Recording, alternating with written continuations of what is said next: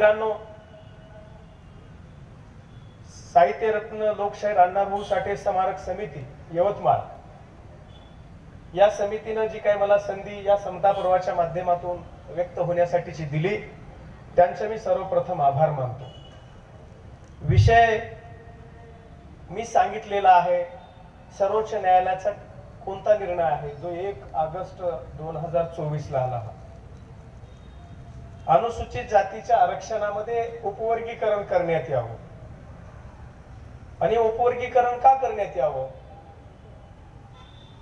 हा देश जातींचा आहे आणि या देशातल्या जाती त्यांना एक परंपरा आहे, व्यवसायाच्या अनुषंगाने ते वेगळेपण पण आहे, या व्यवस्थेमध्ये उतरंड आहे आणि सगळ्यामध्ये गावकुसाच्या बाहेरून येणाऱ्या माणसाला या जातीलाच प्रथम तिचं स्थान आहे खालून।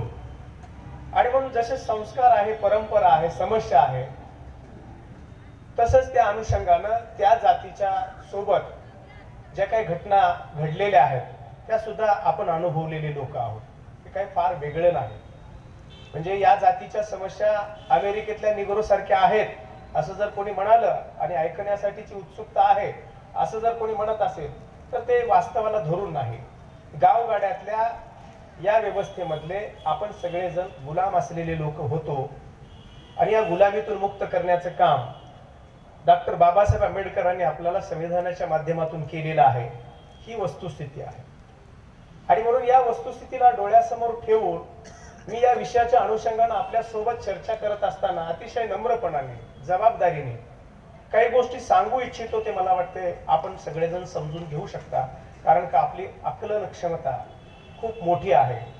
समजून घेण्याची जी काही पातळी उंचावलेली आहे ती मला वाटते बुद्धाच्या विचाराचा जो काही परिपाक संस्कार झालेला आहे।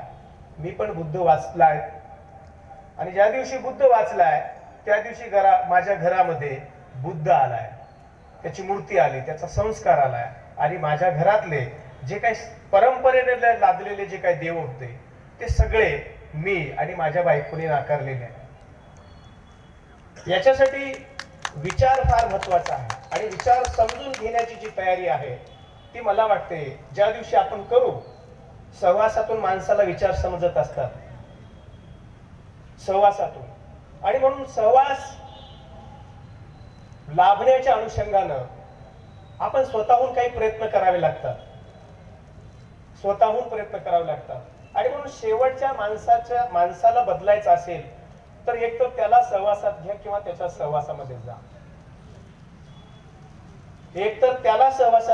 त्याच्या सहवासामध्ये जा, त्याच्याशिवाय त्याला तुम्ही बदलू शकत नाही। ही वस्तुस्थिती आहे आणि म्हणून या विषयाच्या अनुषंगाने हा विषय समजून घेत असताना अनुसूचित जातीच्या आरक्षणाच्या उपवर्गीकरणाची गरजच का पडली याचं उदाहरण आदरणीय छत्रपती शाहू महाराजांनी 1902 ला आपल्याला दिलेले आहे। जेव्हा सशक्त घोडे सगळ्या दाना खाऊन जात होते तेव्हा प्रशासनातल्या जे काही मोठे प्रधान होते, दिवाण होते, त्यांनी सगळ्यांनी विरोध केला होता शाहू महाराजांच्या ह्या क्रांतिकारी निर्णयाला आणि त्यांना हे शाहू महाराजांना प्रॅक्टिकल समजून सांगावं लागलं होतं आणि प्रॅक्टिकल समजून सांगण्यासाठी ते दाणे टाकावे लागले होते। सगळ्या घोड्यांना एकदाच बोलवावं लागलं होतं, कारण का त्या दिवाणाला, त्या प्रधानाला, प्रशासनातल्या वरिष्ठ अधिकाऱ्याला हे दुःख माहित नव्हतं। तद्वतच